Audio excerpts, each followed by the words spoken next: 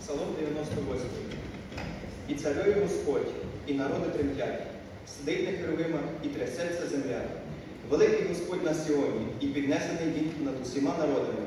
Хай ім'я Твоє славлять, велике грізне воно. А сила царя любить право, справедливість ти міцно поставив, ти Якову право та правду вчинив. Звеличуйте Господа, нашого Бога, і вклоняйтесь під ніжкові ніг Його, Він бо святий. Мойсей і Аарон серед священиків Його, а Самуїл серед тих, що кличуть імення Його. Вони кликали до Господа, і Він вислухав їх. У стовпі хмари до них говорив.